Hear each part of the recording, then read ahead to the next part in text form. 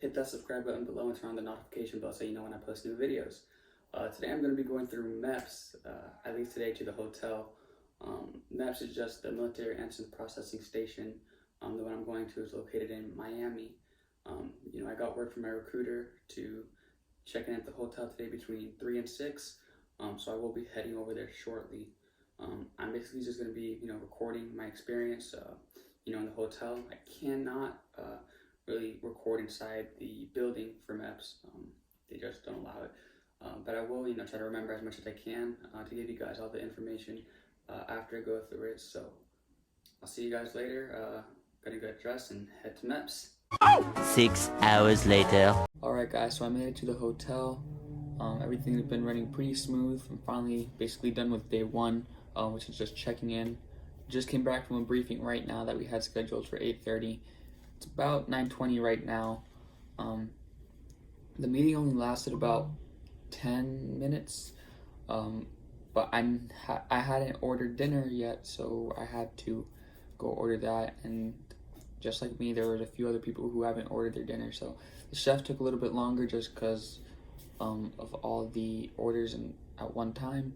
But I will tell you it was worth it. I ordered chicken tenders. That's what I order when I ever go out to eat anything. I don't know what's on the menu. I just got chicken tenders, a brownie, and a bottle of water. Pretty simple. Everything was good. I enjoyed it.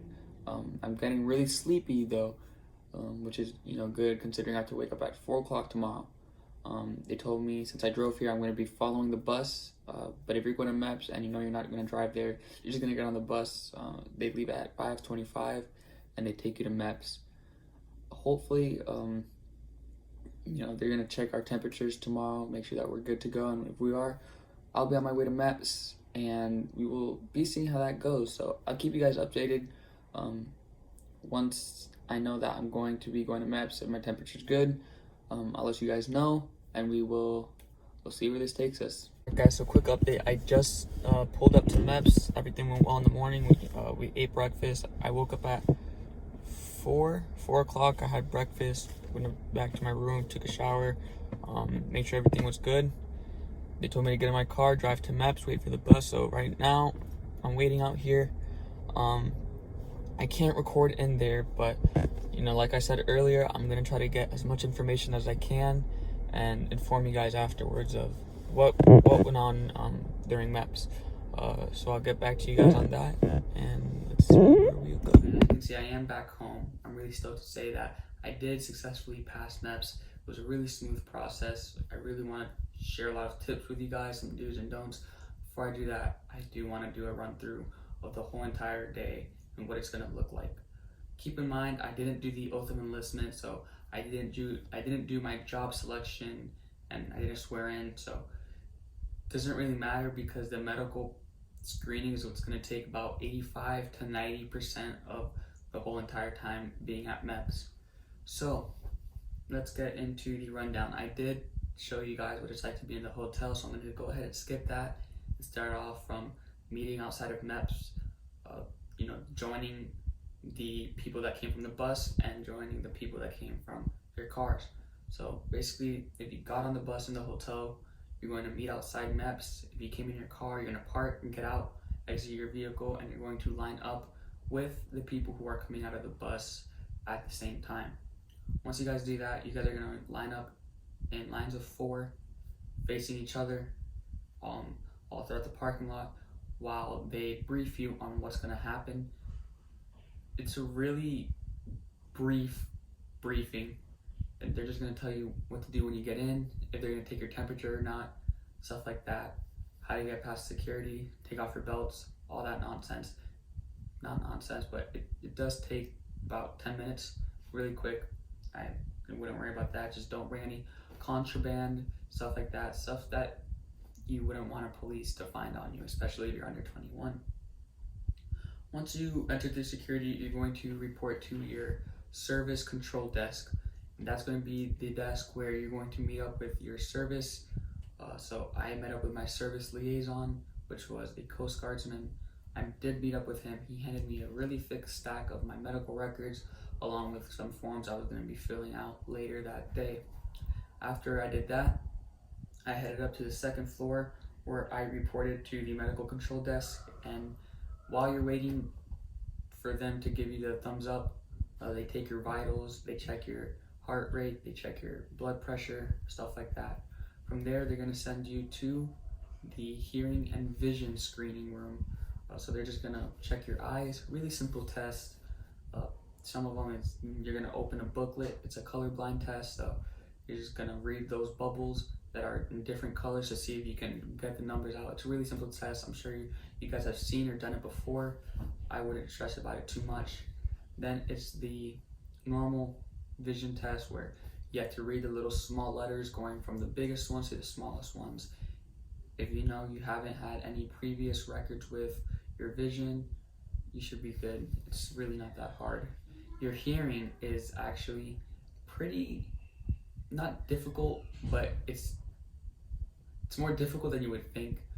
That's because it's a really quiet room.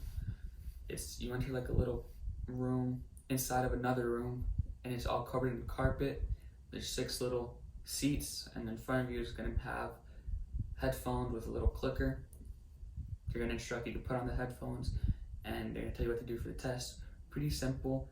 You just click the clicker whenever you hear a sound on either ear.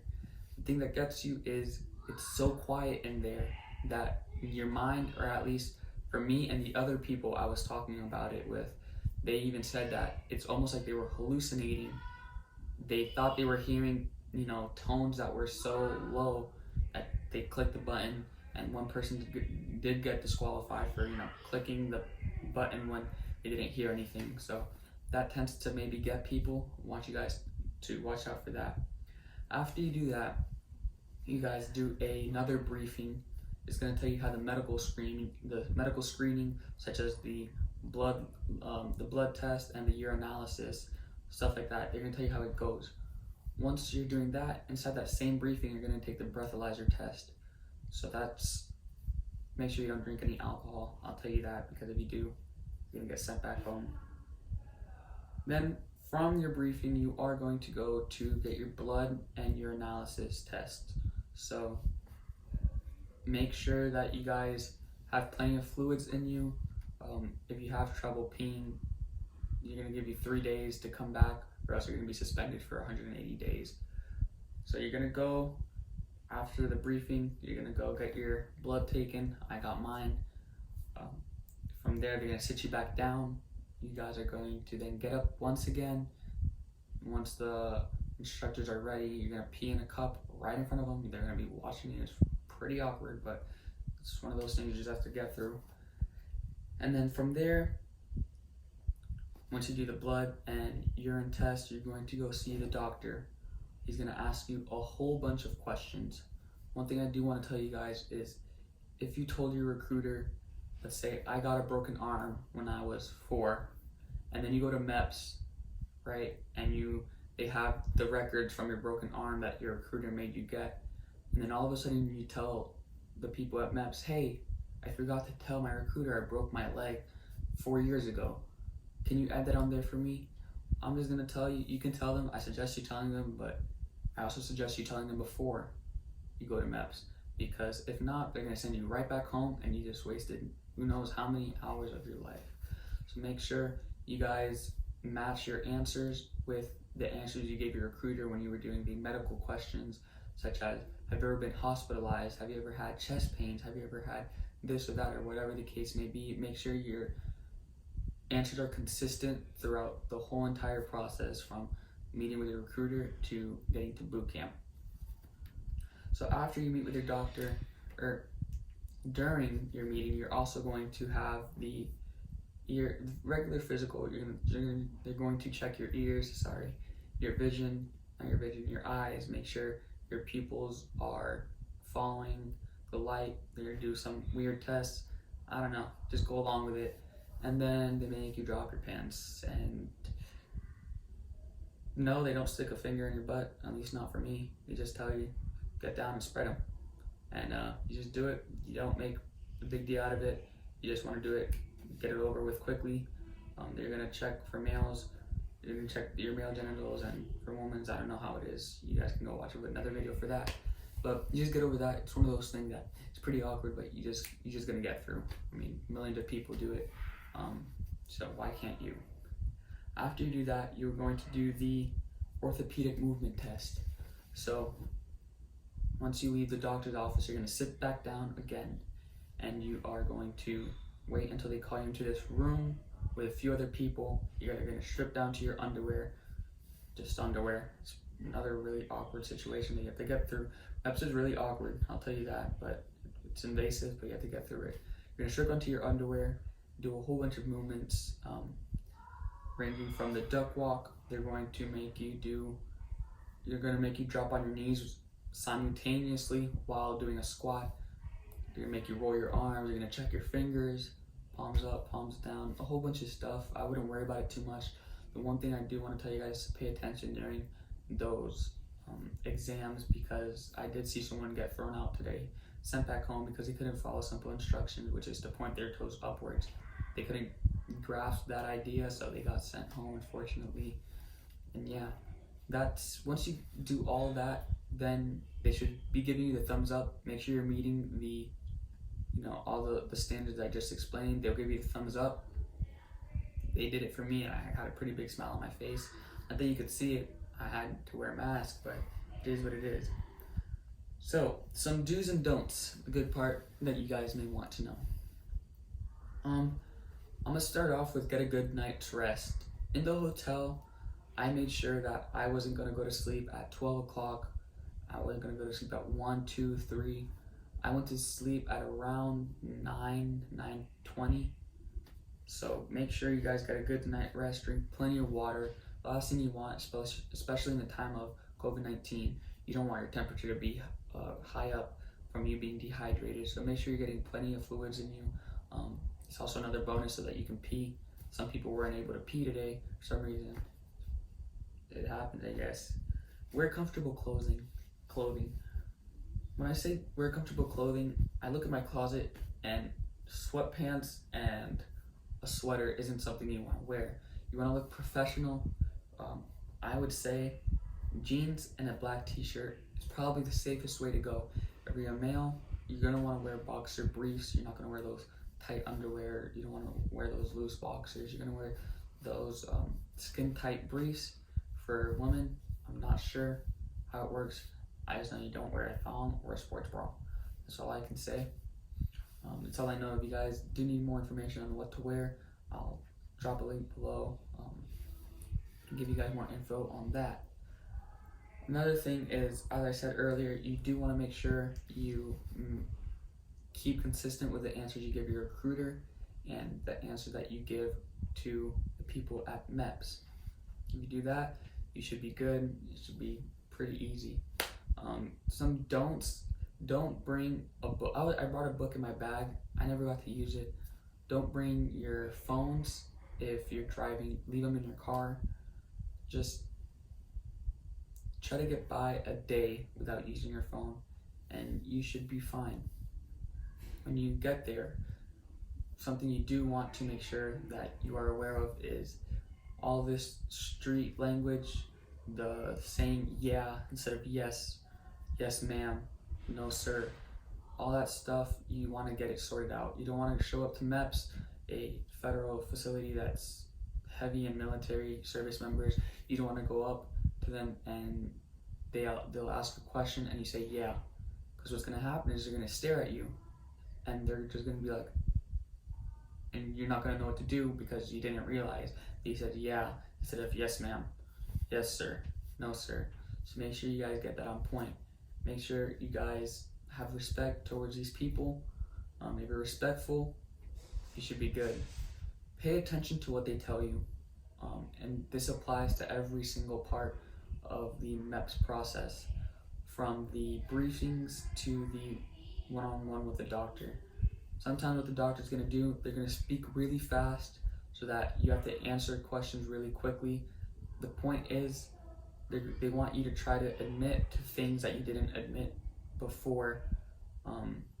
As I mentioned earlier with the broken leg, they want you to admit that you probably had a surgery that you didn't mention. So they're going to speak really fast. That's what they did to me. They said, did you ever do this? Did you ever do that, really quick? And what I did, I waited until they were finished speaking, and I just went slow. I started analyzing the questions, and I was slowing them down, which honestly shouldn't be a problem.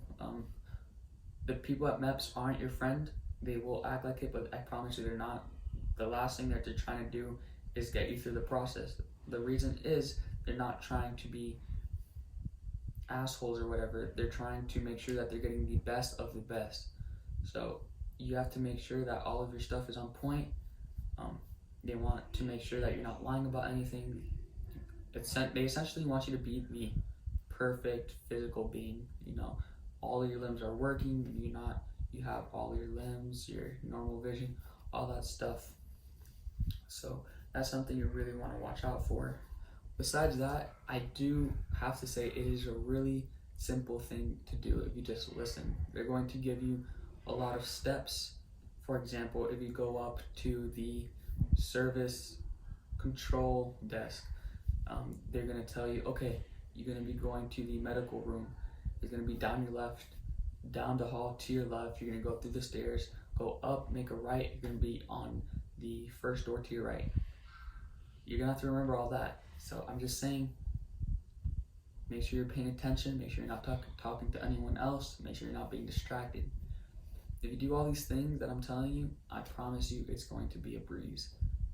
And then it's pretty good because after you get treated with some good lunch, I ate a Subway with some chips and a drink. Try not to drink soda, drink water. It'll do you better in the long run. And I mean, yeah, guys, if you really just follow all those steps, you should be good to go. I will drop a link in the description for some other websites that may go more in depth on the do's and don'ts and the tips. But that will be it for me for now, as long as I don't get back to MEPS, which is going to actually be soon. I'm actually going back to do my oath of enlistment that I didn't do today, but I have to get a few things figured out. So that video should be up in a few weeks. In the meantime, I am going to be trying to get some subscribers so I can do a the answering. I'm going to answer a few questions that you guys have about MEPS. I'll be glad to answer them for you, especially that the info is still fresh in my head. I'd rather do the video now than in the future, a few months from now or a few years. So for now, just hit that subscribe button, turn on your post notifications so you know when I post, and hit that like button so that this channel grows and I get to get more opportunities to share some really valuable info with you guys. That'll be it for me today. I hope you guys have a wonderful rest of your day and live simple.